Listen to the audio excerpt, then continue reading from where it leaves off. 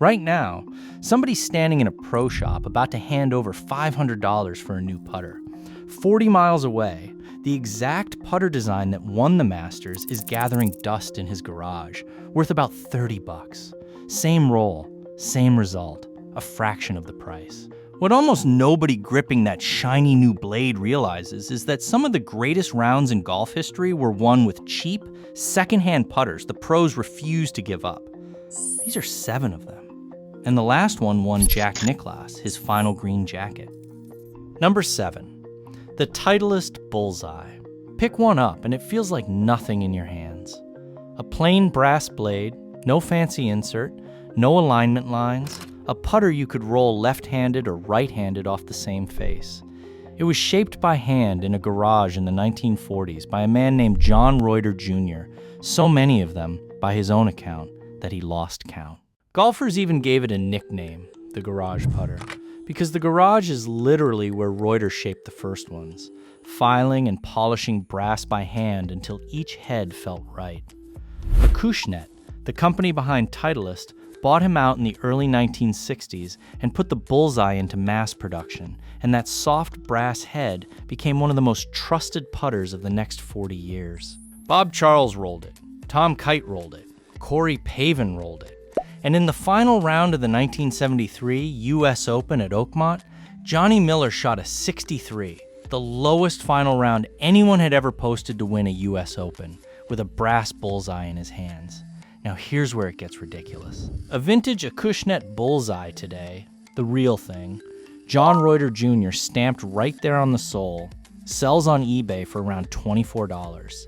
The most expensive thing about it now is the shipping. The exception, the one worth chasing, is a pre-Acushnet original stamped patent pending from before Titleist ever owned the design, or one of the Scotty Cameron Bullseyes from the 90s, which collectors will pay real money for. But the plain one, the one your grandfather probably had, costs less than a bucket of range balls, and it is the same putter that beat Oakmont. If a plain brass blade winning a US Open sounds unlikely, wait until you hear who won 2 green jackets with a $15 hand-me-down. Number 6, the Wilson 8802. Arnold Palmer designed the original in 1962, back when he was the biggest name in the sport. When Palmer left Wilson in 1963, the company scrubbed his name off the sole and stamped it with a catalog number instead, 8802, and one of the great putters got a filing cabinet name. It's a heel-shafted flanged blade with no perimeter weighting and nothing to hide behind. And the best putter of his generation loved it. Ben Crenshaw got his on his 15th birthday in 1967. His father paid $15 for a used one out of Harvey Pennick's shop, and Crenshaw putted with that blade for decades. He called it Little Ben. He won the Masters with it in 1984, and again in 1995, in the most emotional win the tournament has ever seen. That same year, John Daly won the Open at St. Andrews with the same design. Over the decades, that little blade also found its way into the bags of Greg Norman, Lee Trevino, Larry Mize, and Phil Mickelson, who has putted with a version of that shape for most of his career. There's no trick to it. No perimeter weighting, no insert, no forgiveness. Just a soft blade that does exactly what your hands tell it to, which is why the best putters in the world kept reaching for it. A used one today runs you well under $100. The one worth money is the original, still stamped, designed by Arnold Palmer before they took his name off, and those have sold for over $1,000, while every other one is worth pocket change. That blade shape didn't come from nowhere. Before the 8802 and the Bullseye, there was one putter in nearly every bag in America, and there's a decent chance you've held one without knowing it. Number 5, the Spalding Cash-In. Look at the shape and you'll recognize it instantly, because it's the exact putter they hand you at every miniature golf course on Earth. That's not an accident. Spalding was the first American company to make its own golf clubs back in 1905. And by the middle of the century, the Cash-In blade was the default putter in the country. This is the putter Ben Hogan putted with. It's the putter Sam Snead putted with. 2 of the greatest ball strikers who ever lived rolled their putts with a plain 2-way blade you can buy today for around $25. By the time the 1960s came around, golfers wanted something newer, and the flanged blade and the brass bullseye slowly took over. But for 2 full generations, the cash-in was simply how America putted. So here's your homework for this video. Pause it, walk out to the garage, and go through whatever clubs your father or grandfather left behind. If there's a thin, cheap-looking blade in there with cash-in stamped on it, you're holding the shape that taught America how to putt. The collectible ones are the earliest AG Spalding models with the old faux wood shafts. The rest are cheap, and they still roll a ball dead straight. Now we get to the one putter on this list that changed the game more than any other. And it started in a garage with a record sleeve. Number 4, the Ping Anser. In early 1966, an engineer named Karsten Solheim was so fed up with his own putting that he started sketching a new design on the cardboard sleeve of a '78 record. He built the thing at night in his family garage while he still worked a day job on missile guidance systems. His putter made a soft ping sound when you struck the ball flush, and that sound gave the whole company its name. He wanted to call the model the Anser, because it was his answer to bad putting, but the word wouldn't fit on the toe. His wife Louise told him to drop the W. Anser. He filed the patent in May of 1966. Solheim was 55 years old and still clocking in at General Electric when Louise, who kept the books, showed him he was earning more, selling putters out of the garage, than he was at his real job. So he quit and bet everything on that little blade. George Archer won the 1969 Masters with a Ping Anser, the first major ever won with a Ping putter, and the copycats never stopped coming. To this day, Ping keeps a vault at its Arizona headquarters filled with gold-plated replicas of every putter that has won a tournament for one of its players. There are thousands of them in there, and more than 500 tour titles and 19 men's major championships trace back to that one shape. The Anser became the most copied putter design in the history of golf. When the patent expired in 1984, nearly every company on Earth started building their own version of it, and most of the blade putters you see on tour today are still just children of that one garage design. An early Ping ad offered the Anser for $20, because they made so many of them. A genuine old Anser from the 70s or 80s is still shockingly cheap, often under $100 on eBay. The exception is serious money. The very first Pings, the A1 models Solheim hand-poured in brass and rare versions built for players like Jack Nicklaus, sell for thousands. But a standard vintage Anser, the granddaddy of the putter half the tour is using right now, costs about the same as a dozen golf balls. And that's the whole game with old clubs. The money hides in the details most people never check: the stampings, the model, the year.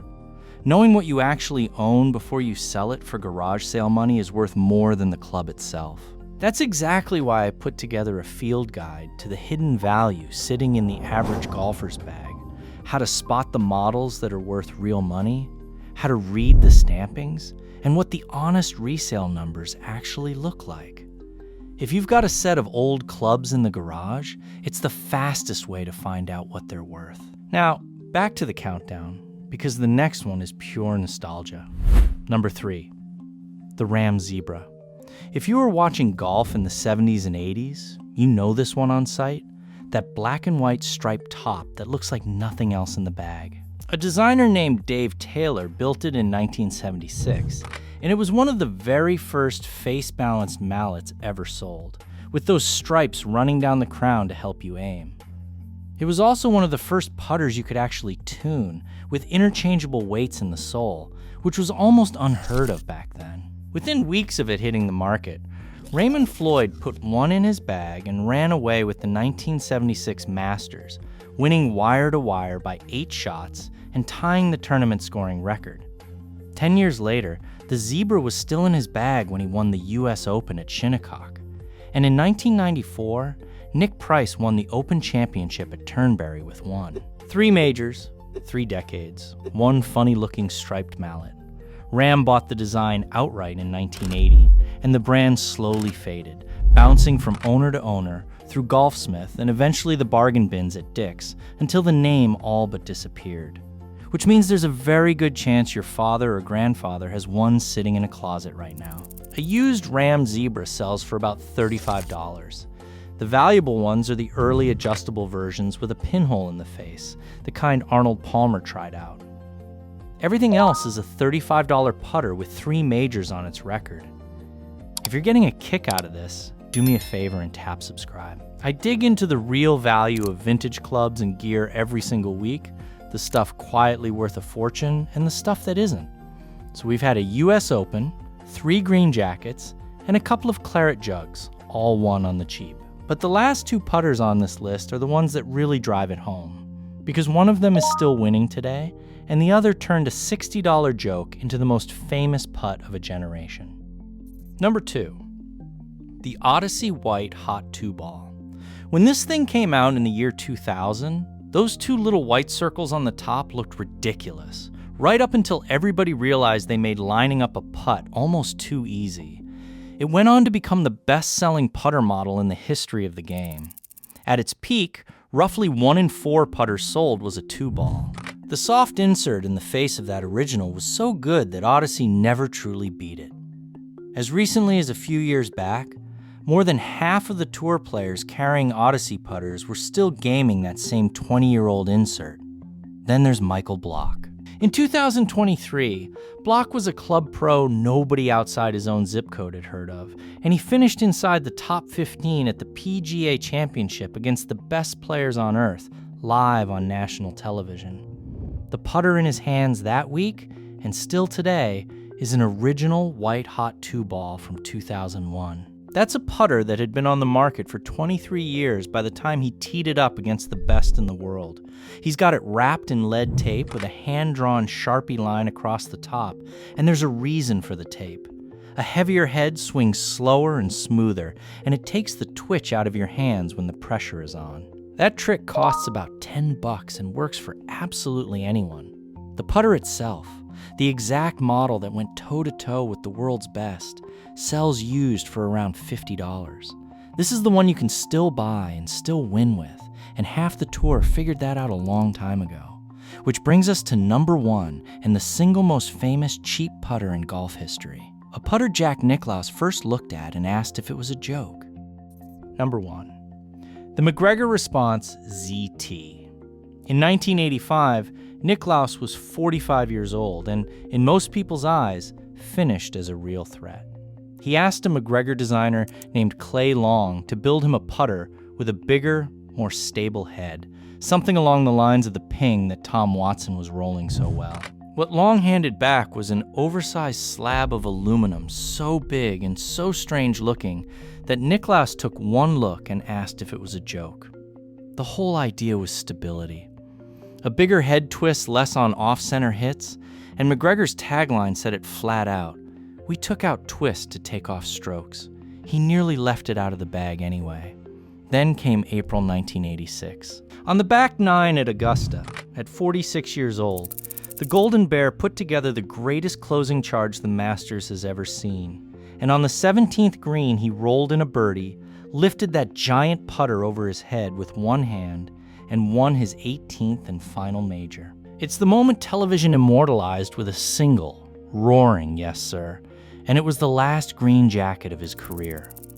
Now, MacGregor had sold barely 1,200 of those putters the entire year before. The day after Nicklaus won, they had 5,000 orders on the books. They moved around 300,000 of them that year, and it retailed for about $60. Nicklaus himself later admitted he has no idea where the actual putter ended up. He figures his kids might have given it away.